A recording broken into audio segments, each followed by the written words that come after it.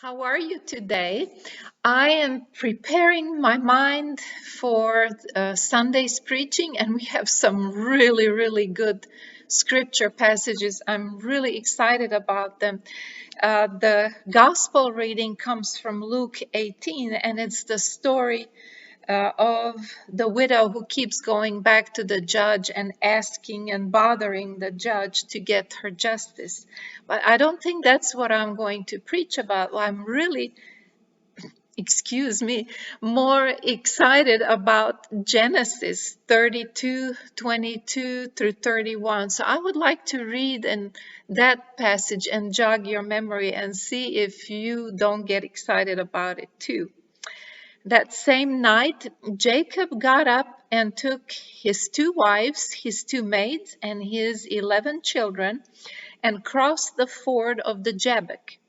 He took them and sent them across the stream, and likewise everything that he had. Jacob was left alone, and a man wrestled with him until daybreak. When the man saw that he did not prevail against Jacob, he struck him on the hip socket, and Jacob's hip was put out of joint as he wrestled with him. Then he said, "Let me go, for the day is breaking." But Jacob said, "I will not let you go unless you bless me." So he said to him, "What is your name?" And he said, "Jacob." Then the man said, "You shall no longer be called Jacob, but Israel, for you have striven with God and with humans and have prevailed."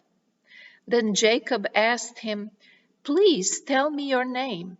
But he said, "What is it that you ask? Why is it that you ask my name?" And there he blessed him. So Jacob called the place Peniel, saying, "For I have seen God face to face, and yet my life is preserved." The sun rose upon him as he passed Penuel, limping because of his hip. I love this story of Jacob wrestling with God because I think that's the image of all of our lives. I think you have probably wrestled with God more than you think of. I think they connect this passage to that Luke 18 story because I think the focus of this Sunday is to be how we're invited to bother God with our prayer and with our coming to Him.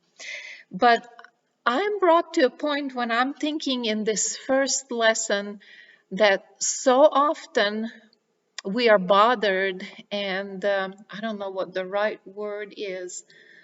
There are things in life that we have maybe problems with, we cannot comprehend them, we don't know how to process them, and they bother us. And it is at those times, I think, that God calls us to really get into a boxing ring with Him and wrestle with Him and do that back and forth, juggle and struggle with Him so that we can come out on the other side, maybe understanding something better, maybe being granted whatever we prayed for, if it is in God's will, and sometimes even solving some of our lives' greatest struggles and challenges. And sometimes those challenges come to us in churches, especially I think nowadays around who is welcome. So many of our churches like to sing that all are welcome in this place. And yet so often we get into conversations that show us that really not everyone may be welcome into the house of God. I think that's one point where we can really struggle and have a boxing match with God. And everyone has to do it in their own in their own heart. And sometimes it takes decades, sometimes it takes years. But in the end, sometimes we come out limping, we come out hurt, we come out as a changed person in some ways, maybe marred and scarred.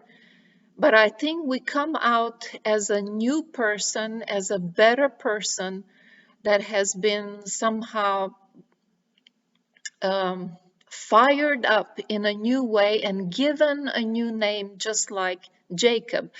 From ankle grabber Jacob, because that's what his name means, and he was an opportunist in life from the word go, when actually he cheated his older brother out of inheritance, and now he is about to face his brother and he is afraid, and that's what this struggle is all about. He comes out with a different name. No longer is he the cheat, the ankle grabbing Jacob who has cheated his way through life, but now he is Israel, the one who has wrestled with God and with men and has come out on top. So I challenge you today, as I have been challenged, to think about maybe the biggest issues that you don't know how to grapple with, that you have questioned God all over again and again, and maybe you were afraid to bring it before God. I challenge you today to consider wrestling with God and seeing how that experience may change your mind and heart. And I would love to hear and know what you learn in the process. I hope you are blessed, and I hope you hear some amazing sermons preached this Sunday. Bye bye.